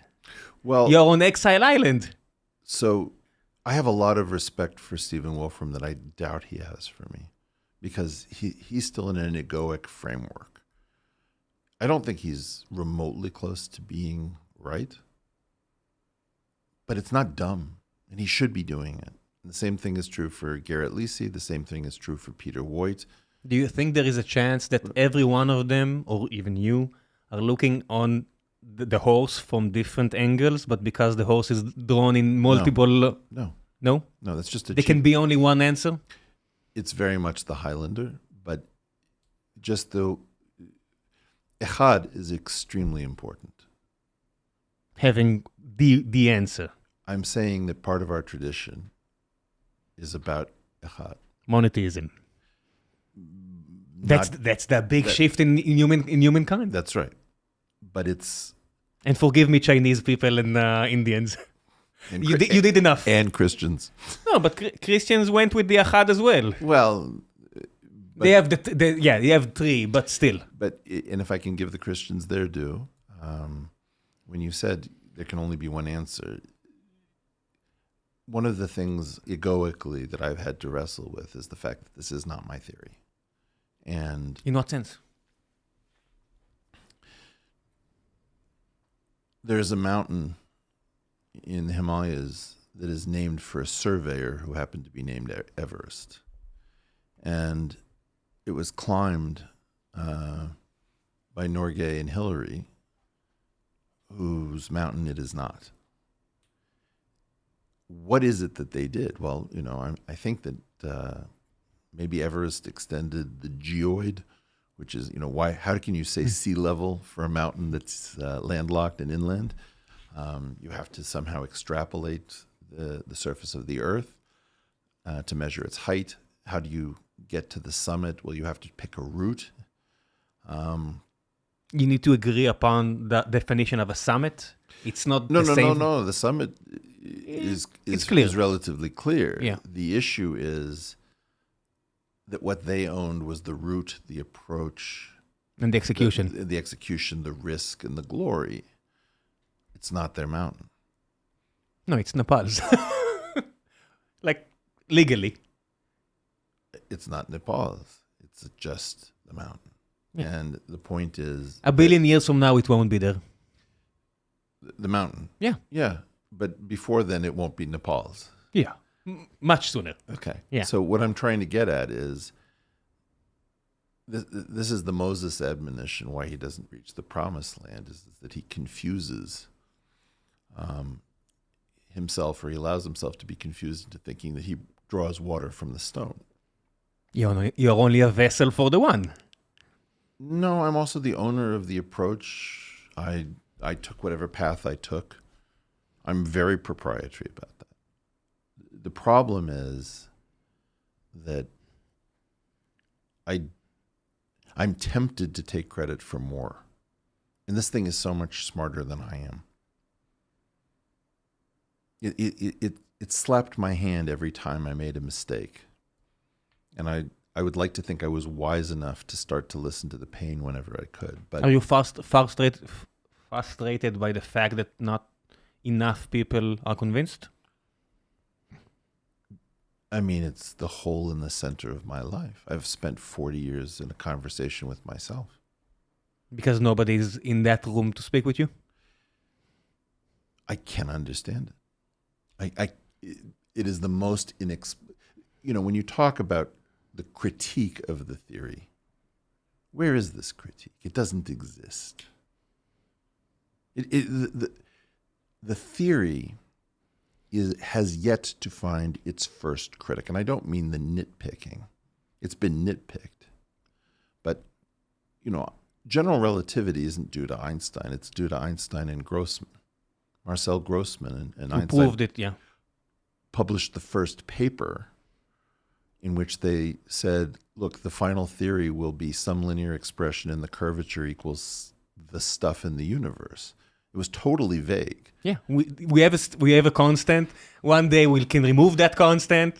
But the point is, the central insight is 1913. It's not 1915, and it's not Einstein on its own. It's Einstein with Marcel Grossman. We don't tell that story because we pretend that there was a race between Hilbert and Einstein, which there was not. We pretend that the replacement... So the first thing is 1913, he's vague with Marcel Grossman. Then he says something wrong, which is that it's the Ricci tensor equals the stress energy tensor. Then he finds out that's not divergence free, which it has to be. It has to satisfy an automatic differential equation for conservation purposes. Puts in the 1/2 scalar curvature times the metric. Then it's incomplete because there's no cosmological constant. Then he puts in the cosmological constant. Then he regrets the cosmological constant. It's not pretty enough. That whole story would follow without Einstein's help. It happened that he hit it and hit it again and hit it again and hit it again, which is amazing. But if all he had done was partner with Marcel Grossman and say this one vague thing in 1913, that is the heart and soul of general relativity. I can see that. The fact that no one has ever steel-manned geometric unity. Besides you. Well, sorry. When you steel man somebody else, I almost think that steel manning is something... Has to be somebody else. Okay. And so the question is, did I come up with the first theory? I steel man Terrence Howard's theories. I did. Why? Well, Joe Rogan asked me to, and he created a panic. I saw it. Yeah. I salute you for not losing your temper too much. Well, you were very calm. Terrence did something brilliant. He did a lot of things that were very destructive. He did some things that were very beautiful that Neil deGrasse Tyson couldn't figure out. But he did one thing at least that will stand the test of time, which I just think is genius. We are now referring to an episode you recorded with Joe Rogan and Terrence Williams, the actor. Terrence Howard. Terrence Howard, I'm sorry. He's an autodidact in physics and theories. No, he's not an autodidact in physics. Where did he learn? It's not physics. Oh, just ideas? Yeah. Okay, just ideas. And you were asked to steelman it in the episode. And well, Joe wanted me to debate him, and I refused. Well, you did shut him down a few times. I saw it. Yeah. You were nice about it, but you did explain a few times, here you are wrong and here you are wrong. Well, first of all, people are shocked to find out that after that episode, he was a guest at our Shabbat table. Why? What do you mean? Why were they shocked? Because they thought... There was a lot of tension and... Look, one of the things you learn podcasting is that compression algorithms between people are different. So they fall into clusters. So, for example, one of the top reactions to that episode is Eric puts Terrence Howard in his place. Another one is insufferable blowhard Eric Weinstein refuses to acknowledge self-taught genius Terrence Howard. Another one is Eric Weinstein hungry for clicks, because I didn't actually want to do the episode, latches on to Terrence Howard, which I completely didn't need to do. People just, they don't realize that they are running sort of programs from different mimetic clusters, compressing some high-dimensional thing into different planes. And they're spewing compressed data. Yeah. That's what as if the LLM would write it for them. Right. So, my point is, I did steel man Terrence's ideas. I can point to you the timestamps. So what you're saying, you are still searching for somebody? I'm saying that someone has attempted to steel man. I won't say who, but it's somebody many people will know. I would say that for the first time in 40 years, somebody has begun a process of steel manning geometric unity. And the fact that that has not happened until now is astounding, because it takes me probably 45 minutes to an hour and a half to explain. To steel man Peter Voigt or Garrett Lisi or Stephen Wolfram. In other words, I can give you some idea of what those people claim to have done. The idea that nobody has ever done that for geometric unity is beyond my comprehension. Why not go down the path of Stephen Wolfram, just going on Twitch and having lectures and explaining it and well, because it's so time consuming? No, I don't think people really understand what this is. When I said this thing to you about Rutherford in 1911, you never did a man walking down the street thinking, I wonder if there's a neutral version of the proton, realize that he was ending an indefinite future for mankind? I don't know the answer to that. Well, some of them did. There's so many quotes. Well, Lise Meitner, certainly. Yeah, some of them, they had just to see the amount of energy being released. Szilard, Teller, and I think Lise Meitner is really the first one who... Understood. Who gets it. Who got it. I could be wrong. I was a historian of science. Please correct me. I'm not looking to invade your territory. But certainly after the discovery of the neutron in the early 30s, all the smart people... They understood. They got it. But that wasn't when it happened. The deadly idea was 1911. And... You can even go back. When Maxwell just wrote down a few equations, did he understand that the world would never be the same? I wonder. I'm sure he's not. Well, certainly didn't know which way it would happen, or the semiconductor. Who knew? No, but he changed the world, 1866, or I don't know, when he came up with his 3-4 equations. Sure, and some of those equations were held before, and it's also the case that bizarrely Aronoff and Bohm figured out, no, Maxwell didn't. This is not even really electromagnetism. In the 1950s, Yakir Aronoff's still wandering around. I've had a conversation with him. I mean, this is completely... A student of his, of Shalom Elitzur, was here, and he's just walking around and saying, theoretical physics is broken, we need something else. It's completely crazy, right? And so... But he's an outsider like you. Okay. He doesn't care. Sorry, why do you say that I'm an outsider? Yourself? Because nobody's nobody's defending your theory. If nobody is defending your theory, then by definition, you're on the outside of the establishment. Was Julian Schwinger an outsider? In some ways, yes. And in some ways? Maybe not. So that's my position. I mean, I think that it's the podcast sphere is this hugely distorting lens. Yeah, the fact that I'm in Israel and I know about you and your brother and your stories. And how did I not know about you? That's very true. But I do. But my point is, it's a very strange thing that somebody can go through Penn, Harvard, Hebrew University, MIT, the Sloan Foundation, the NSF, and be an outsider. And I have to tell you that there's something about that sounds like national security to me. In what way? Well, this crazy thing... I have an example of Professor Schachtman in the Weizmann Institute in Israel. He got a Nobel Prize for chemistry, and he was an outsider for 40 years. And he got a Nobel Prize at the end of it. Nobody cared about his Well, what I'm just saying theories. is that this image of insider-outsider is not right. Most of us are Schrodinger's insider. Garrett Lisi is Schrodinger's insider. Stephen Wolfram, you can't get a PhD in physics from Caltech and be an outsider. Not entirely, of course not. It's just so... I don't want to swear, but no, I know I can. I know how to do it. It's not the first time. How do you take Sabina Hassenfelder, Peter Voigt, etc., and pretend that they're outsiders? I had to listen to Leonard Susskind of Stanford say that Peter Voigt's mathematics is bad. I saw it. And I'm the only person on planet Earth who can get on a podcast and say, Lenny Susskind doesn't know the math that Peter Voigt knows. Like, is everyone agreeing to pretend that this is reality? I have no model for this. First of it, let's come to terms with the fact that from out of 8 billion people alive today, roughly 10 or 20,000 can even participate in the discussion? I would say probably it's less than 100. Okay. Less than 100. But let's take less than 100. That's a very small sample size. With less than 100 people, there's a lot of quirks. But we all know each other.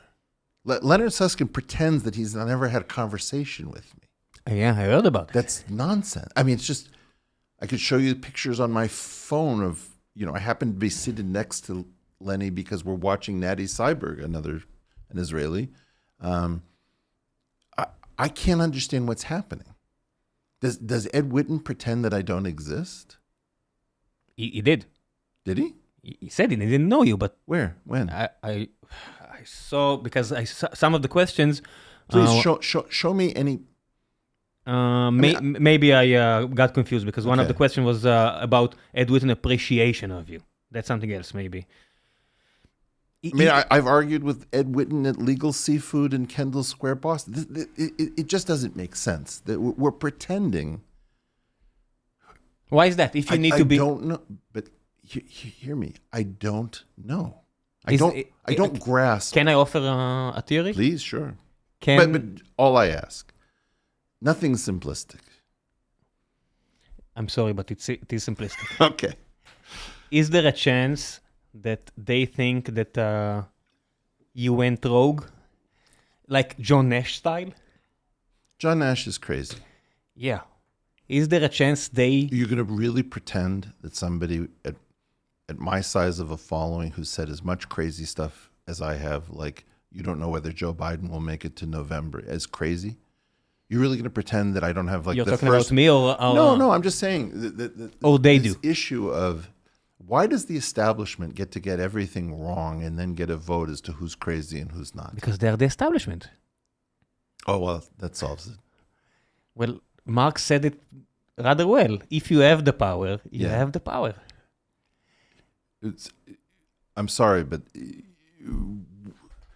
the power has moved. You think? It's the rest. I claim that this thing will be validated more or less by an individual without a PhD or an LLM. This is a losing game. Is there a chance you won't live enough time to see it happening? Sure, I just got out of a bomb shelter. Yeah. Of course there's a chance. That's not a good question. And I even hear shelter going outside, and I don't even know if it's related or not. But I'm trying to say something else. We have a mystery. And when you allow the critics who are not critics to have the status of critics, I'm willing to listen to anyone who gives me a steel man. If you can't give me a steel man of my work, if you're pretending... Wait, I just came to realization. I'm not sure everybody understands the phrase. Steelman and Strawman. Steelman is when you're trying to be empathetical to the claims of the other person and trying to prove what they're saying, just as a show of appreciation and just to have a proper discussion. And if you can do that, we can have a discussion because it makes sense that you actually thought about it. Let me say something to the 100 people in the world who should be able to give me some kind of A Steelman. Yeah. And it's not going to make sense to most of your listeners. They'll suffer through it, but it'll be over shortly. I don't care. That's the joyful thing about not doing it for a living. I don't care. Take a four-dimensional manifold with a given spin structure. Take the bundle of pointwise Lorentz metrics over it. Form the Weyl spinners on that space of metrics and reduce the Frobenius metric with a trace reversal along the fibers after reducing to maximal compact subgroup. That will give you grand unification of one generation of standard model fermions if you take the positive Weyl spinners after this reduction to maximal compact subgroup. That gives Petit Salam as a consequence of general relativity.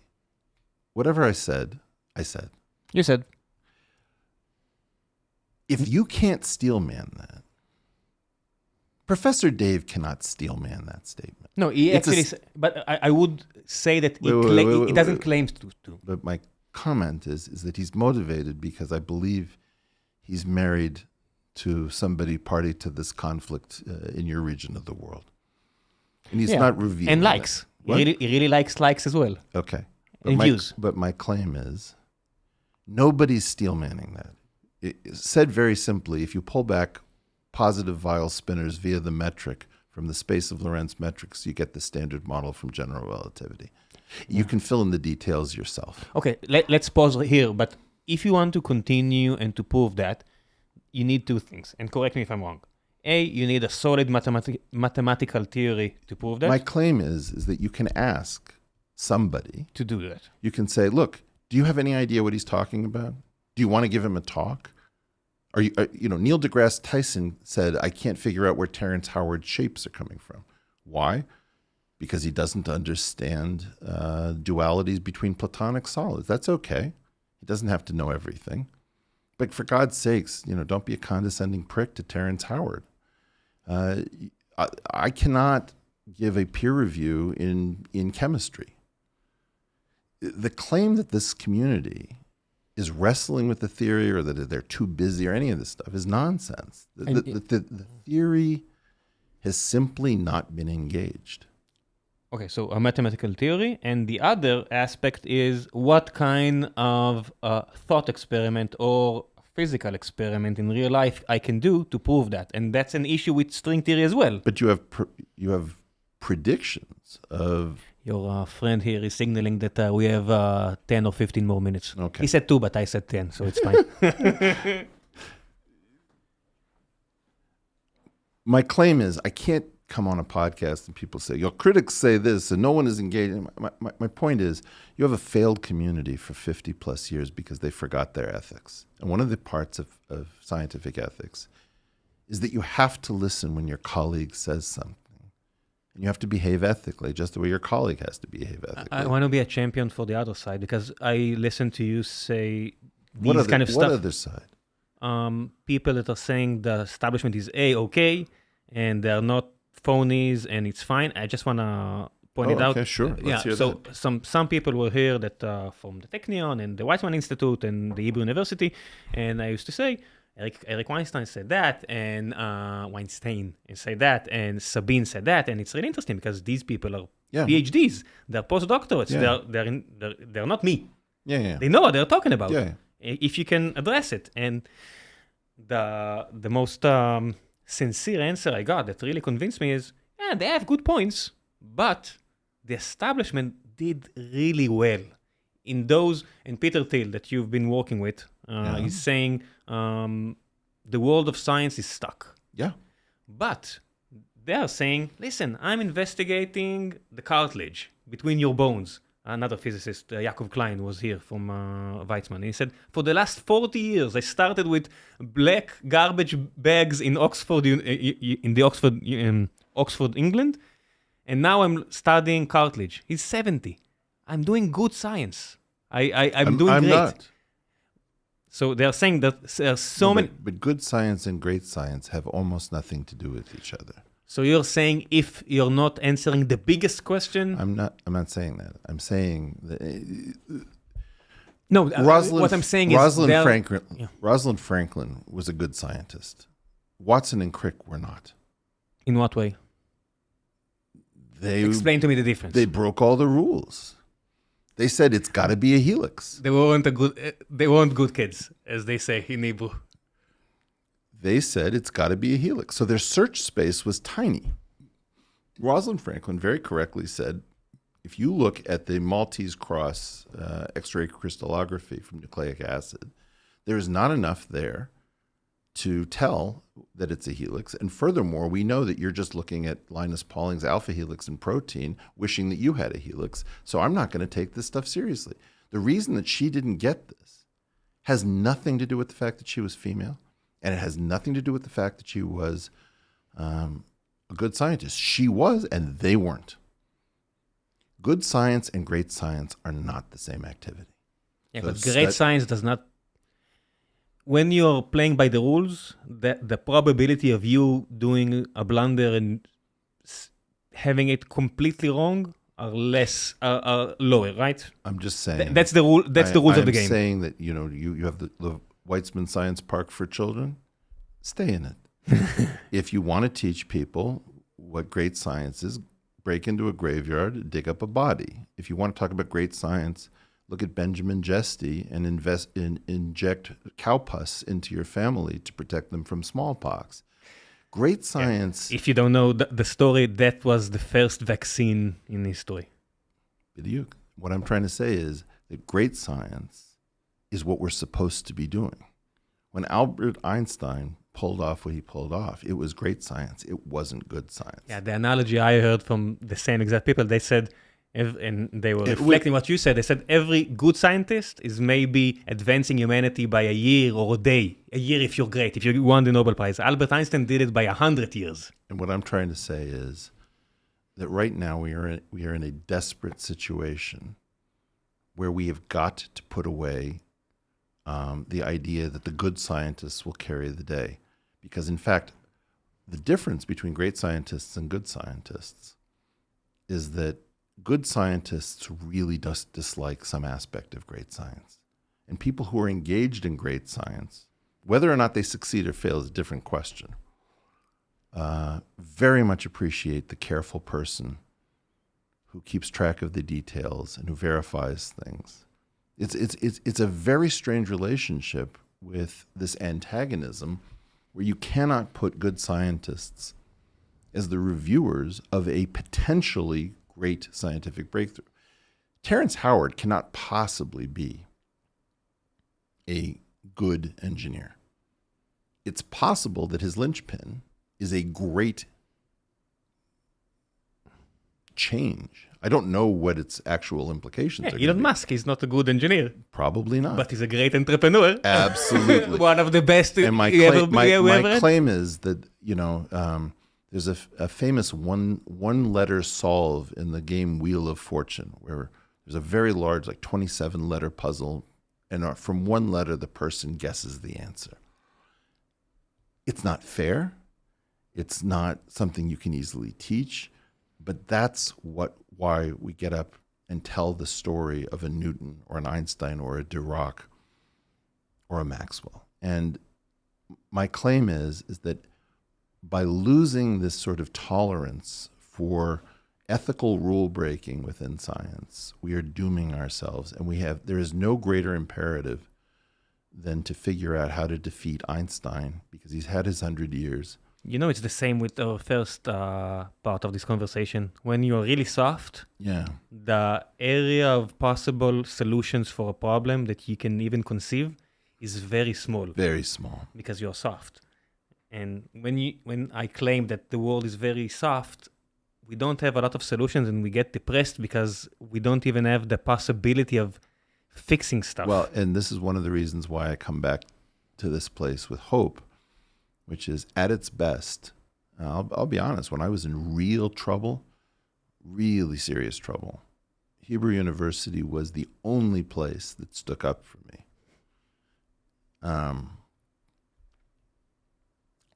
It's very important that we not lose our own relationship to high variance behavior, because that's what we have that nobody else does as well as we do. And with that saying, thank you very, very much for your time. You were very generous. I can't wait to be here on the next visit. Thank you for one of the most fascinating interviews I've ever had. There was a lot of topics that I wanted to get into, but I don't have lists and I don't have time to prepare, so it is what it is. Until next time. Bye.